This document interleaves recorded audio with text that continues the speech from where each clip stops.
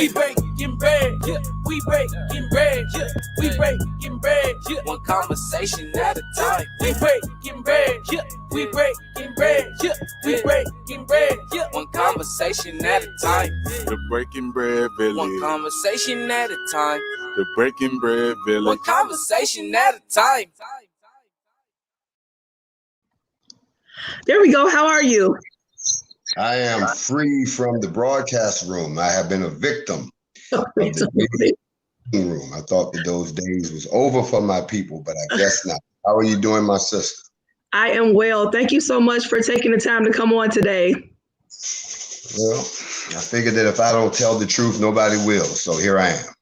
And I agree. I like to give people a platform, a space to be able to tell their side of the story, because we know that the media has a tendency on all sides of things to distort the truth. So we want to talk to you today. So I appreciate you.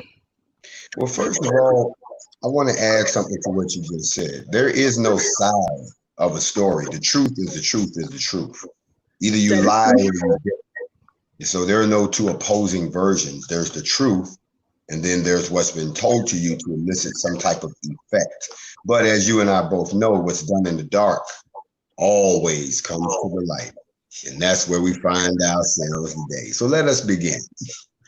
Well, first, I just want you to kind of introduce yourself for people that may not know you, although I kind of started off by saying that you've been all over the media. I mean, for the last month at least, I've seen you in a lot of headlines. So if you want to just start off by kind of telling us who you are and what NFAC is. No, I'm not. Anybody who doesn't know what the NFAC is right now is under a rock, and I mean it. That means that you are totally oblivious to the racial temperature of what's going on in this country. I shouldn't have to sit here and tell you that there's a movement underway that's designed to protect you, protect your neighborhoods, protect your children. If you don't know that, then you're obviously not one of us. I'm not about to sit here and entertain those people who only tune into your show but are completely oblivious to what's going on around them. Twice we've made history in the last 2 months, and you don't know who he is. Twice already we've shaken up the status quo and showed that black folks can get together and do some things under the Constitution, and you don't know who he is. You walking around and your kids know, your 80-year grandfather know, your granddaddy called you and turned you on, so you know exactly who this is. The problem is you wasn't there, so you want to know the juicy details. We're the NFAC. And I hate to say it, you shouldn't have asked unless you was ready for it. We're not fucking around coalition. And that's exactly what our attitude is with regards to how Black America has been treated. And we are now the appropriate response for the appropriate situation. Don't come at us talking about why we got to do this, because they had to do this. They want to take us back to 1966. Then we back in 1966. It's the age of the Panthers all over again. It's the age of sisters like this sister right here trying to get the truth out, because the media will lie to you to control you. So really the reason I came on here was not to help you play catch up, because you ain't been keeping up with what this sister talks about. You haven't been keeping up with the status of the Black movement. You still running around yelling Black Lives Matter. You better change that record. And now we're talking about the NFAC as the movement. And anybody who wants to know the difference, we're the biggest Black militia right now, and they are jack afraid of us. I'm not going to say afraid. I've learned something. I thought they were hating on us. They're not. They're terrified, because we have become the personification of what J. Edgar Hoover said was his worst nightmare. And that was the unification of Black people. Doesn't matter whether it's NFAC or anything else. We're the spark that has inspired Black people to start becoming unified, Black people to start looking out for each other. Everything that they don't want us to do, we've set that off. So we've become their worst nightmare. That's the intro I give you. I'm the official Grandmaster Jay. I am the founder and the leader of the NFAC. And in case you want to know how many, don't ask. If you want to know what we do, I told you. If you want to know where we're based at, everywhere. If you want to know how we got this way, your tax dollars created us and racism did the rest. And our ancestors told us the rest. And now we walking in our purpose. That's who we are. And I decided to stop by, break bread with the sister for a couple of minutes, because well, we always seem to be on TV, but we're not on TV the right way. We're always on TV the white way. So that's why I'm doing white tonight. I got to get out of this somehow. So I thought I'd come here and break bread and try to get out of this whiteness. Sister, take it away. Okay. All right. Well, you answered a couple of my questions. How you guys started, why you felt the urgency. The climate in the country is definitely a little bit magnified right now. Something that's kind of been here for a while and it's just kind of coming to the surface. So you answered that part of the question. And I was going to ask you in regards to the difference between Black Lives Matter and the NFAC, because a lot of people kind of put everything together, but you kind of answered that as well. So did you want to add anything else to that on why there's a difference? Question at all, my sister. And for you to ask me that question opens a very painful box, but it has to be open. I hope everybody puts on their seatbelts, because I'm going to say something to you that I should have said to you 5 years ago. However, the temperature in this country 5 years ago was a lot different. If you so much as spoke out against a certain demographic group, you were attacked. You were socially assassinated simply for voicing your opinion against something that rubbed you the wrong way. I'm speaking about the LGBTQ agenda that was enacted, which has always been their own struggle. But when they co-opted the Black struggle by hijacking the BLM movement, that's when everyone began to split.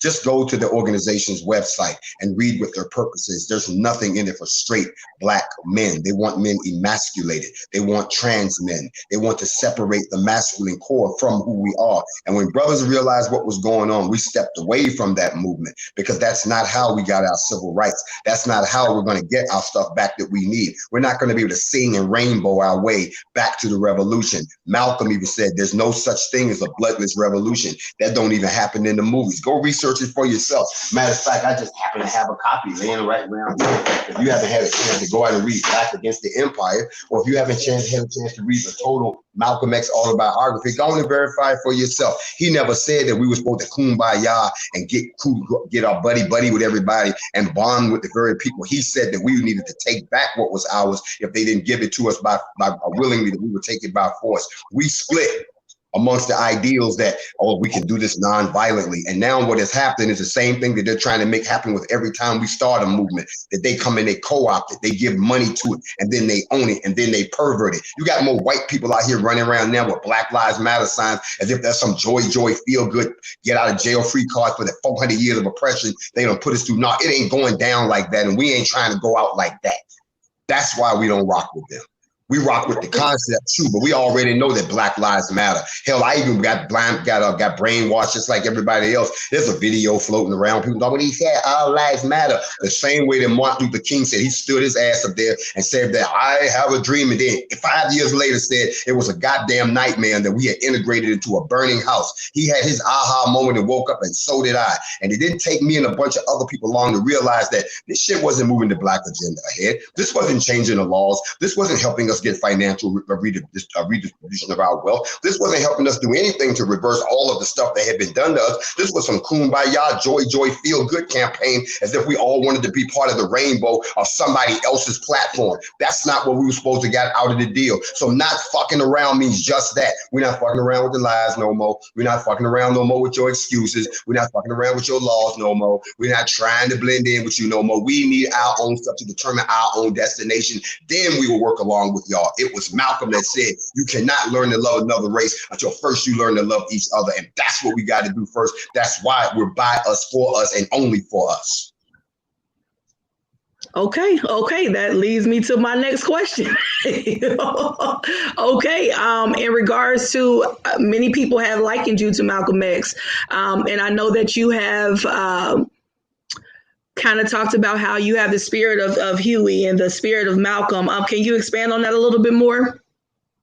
You have to be a child of the eras that shape the individuals who can understand the path that we've taken as a people ever since they so-called gave us civil rights. They claim that we are equal now. No, they gave us the freedom to go and do normal things that they could do, but they didn't give us financial freedom. They didn't give us political freedom. They didn't give us economic freedom. They didn't give us land redistribution. Those are the things that I've witnessed over my lifetime that I've watched them promise to give us, and still turn around and do the exact same thing. If you're a student of history like I am, if you're not afraid to pick up a book and read it and read more than what's on your phone, if you're ready to expand your mind and dig into some of the literature, you begin to realize we've done all this before. So these spirits that I talk about, meaning that the very same conditions that produce them, we all have allowed to manifest again. And those of us who have an inkling of a memory of what we used to be like, we want that back at a minimum. And then what's owed to us, we're going backwards. We're not moving forward. And if you go back and you study all of the people, you study Malcolm, you study Martin, you study Medgar, you study Stokely, you even go back and study Marcus, you go back and study Frederick, you go back, keep on going. They all said the same thing. The circumstances of that time produced these people. I haven't been walking around some angry militant ready to free us all my life. I actually bought into the dream too, but I'm not stupid. Might have been born at night, but not born last night. Mm-hmm. Yeah, type of wisdom and longevity on this planet like I've had to see that we went from this to this to this to this to this. Enough. Okay. And you kind of touched on this a minute ago, but I want to ask you in regards to, I know that you've quoted the scene from the movie Malcolm X in regards to white allyship. And you have made it very clear that you do. Hun, Mm-hmm. I hate to cut you off. I hate to cut you off. Sure. But I'm going to use your show. You're going to do what? I'm going to use your show to educate some people who said just what you said. I saw this repeated in the media. First of all, I'm not citing anything from a Malcolm X movie. Malcolm didn't say that in the movie. In the movie, when the girl asked him, how can a white girl help? He said, you could do nothing. That's from a movie. That's a fictitious rendition. No, go back and listen to Malcolm X's speech. In his speech, he said, they said, well, how can you help us? How can we work together? How can we join? He said, white people can help us, but not join us. We cannot learn to love another people till we learn to love ourselves. That comes from a speech. And everybody running around that acting like I'm talking about a movie. I'm not talking about a movie. I'm not talking about something that Spike Lee made up. I'm talking about what he actually said, his actual words. And only a student of Malcolm would know that, to say that. And I'm not knocking you for it, but I've heard it repeated several times. I even saw people debating about it. I'm like, you all need to go back to school and read the autobiography of Malcolm X, or just Google some of his speeches. You'll find out that's what he said. Oh, yeah, sure. Yeah. Well, I've studied that and I've read it. So a lot of these questions, as we talked before, are questions that's been circling around. So I'm bringing them to the light to allow you to address them. So thank you for doing that. So our next question is, do you feel as though people fear this rise? I know a lot of people have been in the media and they may not use the word fear, but have been very agitated by this rise, this Black movement that has arisen. Seeing, people in the streets with guns, a Black army. How do you feel about that? To be honest with you, I don't care. Fear is something you have to lose. Here's why. They're terrified. And here's the reason why. It's because you can do your research. There's nothing they can compare this to. They've never seen anything like this of this scale. Thousands of people organized, dressed alike, with weapons, ready to kill. They've never seen that before. They've only seen glimpses of it. The Panthers were a spark of it, but this is the personification of it on a larger scale and growing. So it scares them because they don't know where it's going to go, because they've never seen it before. Plus, on top of that, it challenges each and every one of us to look inside ourselves and say, am I really about that life? I got a kid. I can't afford to die. I don't want there to be chaos. A lot of people are having that conversation. I heard one guy, you're going to get us all killed. I'm like, you're damn right. You're going to die anyway. So don't come with that, we're going to get us all killed. Because if you truly want to be free, like you keep talking about it, if you still want to live out all those mottos y'all like to chant in your protests, if you really want no justice, no peace, if you're trying to say whose streets, our streets, then goddamn it, you don't get those with a sign. You get those at the barrel of a gun when you're ready to emphasize your point. It scares them because they've never seen it before. Even our own people are attacking it because they think that we're not capable of doing something like that. It's got to be the government. No, these are your people doing something that you're afraid to do. So don't project your fear on us. We're not afraid. You are. Okay. So what do you say to people who feel like this is a hate group? A lot of people have expressed that in the media and different platforms that this, and it's Black, white platforms, all different type of platforms that are saying that this is a hate group. What do you feel about that? I'm going to say this to all of those people. First of all, the concept of racism was started by white folks in the 1700s. Prior to that, there was no white-black agenda. There was no discussion. It was just people. So everybody who opens their mouth from a black or a white perspective, you're still playing the same game. It has been stated time and time again on many media outlets and in print that our mission, which is what they don't like, is to protect black folks. It is to protect black neighborhoods, black women, black children, to stop police brutality. They are all internal functions to protect us. The problem is, I told you just 5 minutes ago, people like to project their behaviors on things that they don't understand. You see, they're the ones that go out and attack and rape, rob, and pillage and commit genocide and steal people's land. That's what they do. So when they see us getting together looking like an army, they think that's what we do. It is not a crime and say that I hate you because I love my people. I just love my people. I don't give a flying about any of y'all. I love my people. And the problem is, every time black folks want to do something for themselves, every other race thinks that they're invited to the cookout. And if they can't come to the cookout, they think we hate them. No, you got Chinatown, little Armenia, you got a little Cuba. Y'all got all these little this all over the place where you got pockets of your culture. I can't go to Blacktown nowhere. You want me to think that the hood is Blacktown. No, I want to go somewhere where I feel I feel comfortable around my people. I feel protected around my people. I feel the culture of my people. I can enjoy the love of my people. That don't mean I hate you. It means I love them. And just because somebody came along and formed a group that's to protect and love on our own people, they say we a hate group. We don't hate you. We don't care about you. We didn't form for you. We formed to defend our people. Okay. So I want to talk to you a little bit about the Louisville incident. As we know, it's been all over the news, and people were concerned, that the members may be inexperienced. What would you say in response to those concerns? To be quite blunt, you can kiss my ass right off the top. And here's why. Number one, you weren't there. Number two, you wasn't even brave enough to volunteer. As far as people being inexperienced, what the hell do you think a militia is? Go back and research the Constitution. Last but not least, there was no incident. I was so glad to see the newspaper when they finally came out and admit that they overblew the whole situation. Somebody got hot, dropped an old shotgun that hadn't even been inspected yet, and it hit the cement, and some cement pieces hit some people. My medics was on the scene immediately. The people didn't even know I had command of the police that day. Major Gregory gave me command of the law enforcement and EMS. That's how much we were working together to make sure this was safe. The only thing they wanted to do was talk about this negative incident rather than focus on the fact that nobody got hurt. No, 2 of the people came back and got sworn in that day. And the third person was in the back of the ambulance joking. They didn't get rushed to the hospital. I made them go to the hospital to be checked out because I have liability for the NFAC, and everybody out there signed the liability form. We were doing weapons inspections, but these people who are jealous, they are haters. They still ain't did nothing. This is the part that kills me. Everybody talking. I'm ready to come to your formation. I'm ready to see, since we ain't got it right. I mean, show us. I hear crickets.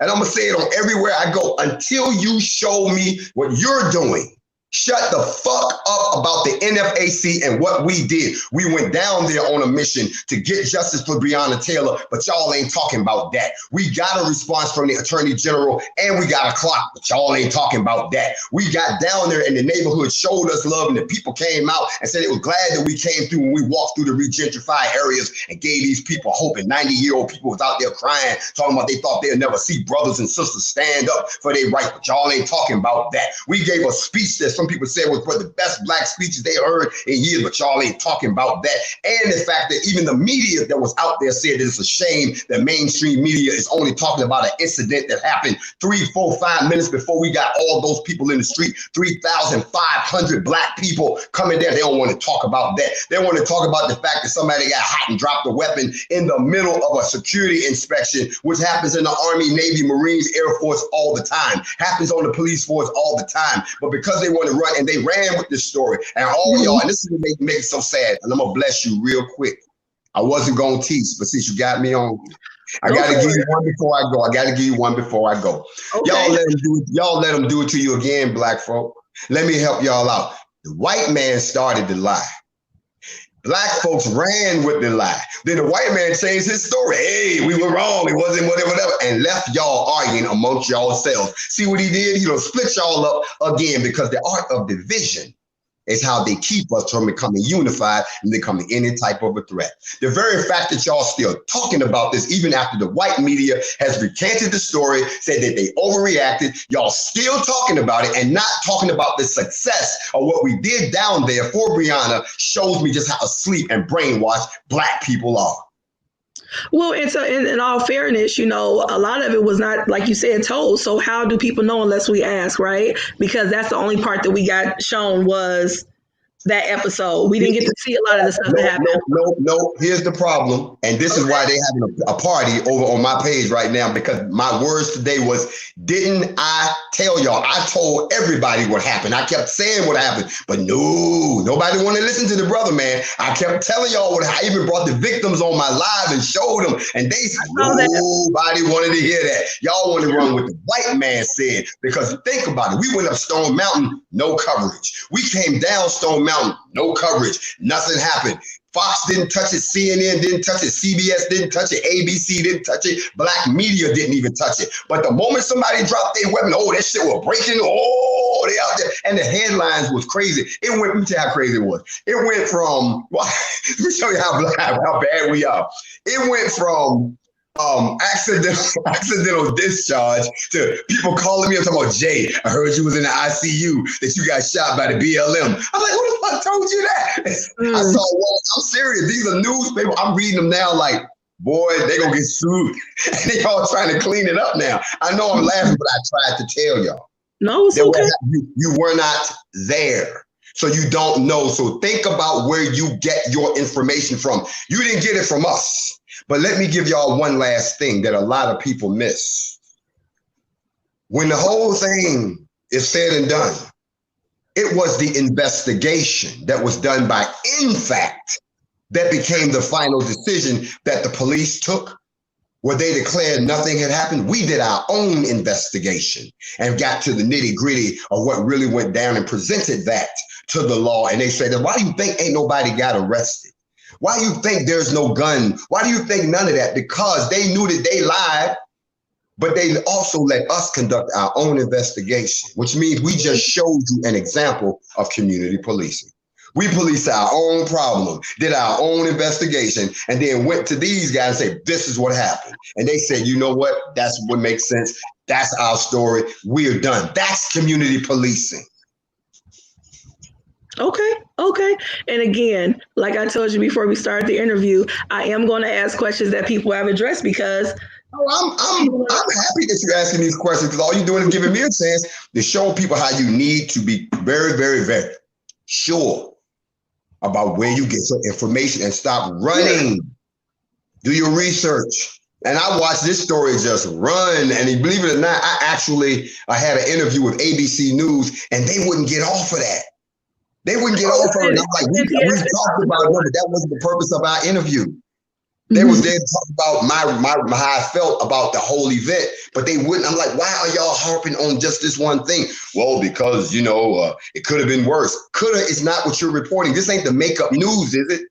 Are you going to talk about the events of that day, or you just want to stop? And that's why once the adjutant general responded within 25 minutes of us leaving, all of a sudden they realized they was talking about the wrong thing. You get what I'm saying? So they had to run over there and be like, oh, yeah. The AG said that they're going to go ahead and get an investigation. Oh, now y'all snap back to reality because it looks like we about to get what we asked for. Yeah. Okay, so 4 weeks. You gave them 4 weeks to make a decision. What happens in 4 weeks if they don't? You'll wait and see. Okay. I'm not about to sit here and say something out my mouth and speculate. I don't know what those people are going to do. Okay. So I'm not going to sit here and tell you what I'm going to do. We're reactive. We're not proactive in this one. And let me explain something. Let me explain something to you for all. And I hate to use this word, ignorant people. If you don't know what the word ignorant means, go look it up. It simply means you don't know. Sure. For all you folks who are ignorant to what a militia does, we're not a gang. We're not the police. You don't throw up a bat signal and we show up. Go do your research on what militias do. Then once you figure that out, then you'll know how we're applicable to this situation. The people have a grievance, and the grievance is lack of action in the case of Breonna Taylor. To get a resolve on that grievance under the law, we can utilize a well-formed militia that's prepared that if you don't give us an answer, then we'll authorize military action against you. For those of you all who never served in the military, that went right over your head. I can't help you there. But what I can tell those of us who do know what I'm saying, what you saw, it starts with a formation and then it goes into other things. That's the proper way to do this. So please don't sit there and ask me, what y'all gonna do? Do they tell you what they're gonna do when they about to invade a country? No. Do they sit down and let y'all have a Q&A session about what the strategy is when they run up on the beach? No. Y'all just wake up the next morning and shit is on the front page. Oh, sure. Yeah. It's just that in some of the news outlets, they did say that you gave some demands in regards to 4 weeks. So that's what the question was about. I didn't ask for any demands. I don't know what you're reading. Go back and watch my speech. I didn't ask for anything. I said we demanded transparency and we got it. And in those conversations, it was reasonable to assume. That's what I said. I didn't give no demands. Okay. I said they got 4 weeks to finish the process that they explained to me. Sure. They have 4 weeks. They can do it in 4 weeks. I know what the process is. They've shown me what they up against. They don't have 4 to 6 months. That's what they wanted. And I said, you ain't gonna have no city in 4 to 6 months, not from us, but from the people outside. You go out there and tell them 4 to 6 months, let me leave first before you do that. Because if you walk out that door and tell these people that they got to wait 4 to 6 more months after they don't wait it, bruh, I can't help you. Okay, so you need to give me something better than that to work with. How much does it take if y'all don't stop? You know what I'm saying? If don't nobody take a break, what is it that needs to be done? Do we need extra hands and feet? What do you need to get it done? You see what I'm saying? And we looked at it and said, we can get it done in 4 weeks, bro. Come on, we ain't all vacations is canceled. Ain't nobody taking lunch no more. You get what I'm saying? If you work on it, we didn't make any demands. They're doing what they're doing. Y'all acting like we've antagonized these people. We haven't. And that's another thing I don't understand about how we're working. We have different missions. When we went to Stone Mountain, that was tactical. That was to engage some people who threatened all of us. Sure. That wasn't about no statue on no goddamn mountain. Y'all threatened us, and we heard through the grapevine that that's where y'all be every 4th of July. So we pulled up. Mm-hmm. That's different. When we went to Louisville to have a conversation with the leadership, to have a conversation with the governor, to have a conversation with the attorney general, to have a conversation with the police chief, have a conversation with the mayor, have a conversation with the activists, have a conversation to see the evidence. We have nothing vested in this. Okay? So you can tell us the truth because they don't believe you no more. Now let us go out here and tell them, but what you tell us, it should make us happy too. You get what I'm saying? They will, but if you don't tell us, we're gonna go out there and tell them that you ain't want to talk to us either. You know what I'm saying? So now we got to put our heads together and come up with some shit. You get what I'm saying? Then we brought some guns to help. So that's why a militia is what you need when you have a grievance against the government. They had a grievance. And because we're able to sit at the table and have the pertinent conversations and not sound like Ray, Nuck, and Pookie at the table talking about, yo, make you my cousin. No, we ain't those people. Mm-hmm. We're not. We're sitting there. And I'll be honest with you, after I had my first discussion with the attorney general and I had my first discussion with the mayor's office, they're the ones that went back and said, This guy that they have as a leader, he's not stupid. We really want to sit and talk to this guy. So they expanded the audience. And now I'm sitting there with, every agency that's involved. And I'm not trying to antagonize them. Tell me what the holdup is. That's all I don't want to hear. Don't blow me the smoke. Don't give me the smoke. Just, you can be straight with me. We can handle it. If it's taken so long because of something, tell us what the something is, because perception is reality. And the reality is it looks like y'all don't care. So let's change that. Give me something. You get what I'm saying? Because the people's outside. You know what I'm saying? The people outside. You get it? So, and then the show of force is to emphasize the results of those discussions. The discussions were over. When we come in, the talking is finished. Now, with all this force, I have to let y'all know this is what we talked about. This is what they agreed to. Here's where we are. That's chess. We're playing a game of chess. This ain't checkers. We don't jump to conclusions. We're moving to checkmate. Sure. I see we have Jason on here. He said he was on the front lines and he's saying that he was one of the ones that front line holding the perimeter. I took a knee after clearing our area, so that he was there. So, I appreciate your feedback and answers to these questions. Like I said, and like I told you prior, a lot of these questions have been going around in the media. So I wanted to have you on here so I could hear your side of it. And I have watched many of your videos to kind of get a sense of who you are and what the NFAC is. So thank you again for coming on. Did you have any last words that you wanted to leave us with? Of course, I wanted everybody to understand that the NFAC ain't going nowhere, so y'all can stop that. We your new cousins, all right? We on the block now. You can tell everybody you witnessed the birth, okay? But at the end of the day, I just like to address this right here: that before you believe what someone tells you about the NFAC, do some investigation yourself. Try to join. Try to find out what we're really about. But most importantly, remember, the NFAC is not just us. It's every last one of us at some point. The question is, are you going to keep talking about it or be about it? And if you're going to be about it, we always got space for you. But if you just going to talk about it, shh, you embarrassing us out here.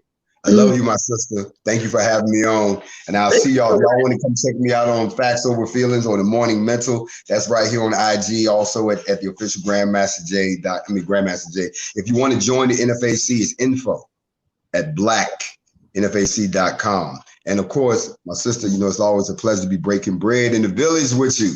I'm going to go over here and get some crust. And I guess I'll catch you on the flip side. Shalom, my sister. Peace, peace, peace. Thank you so much for being here. Take care. Yes, ma'am. All right. Well, we just want to thank Grandmaster Jay for being on here today and sharing his side of it. We appreciate anybody being able to come and kind of shedding their own light.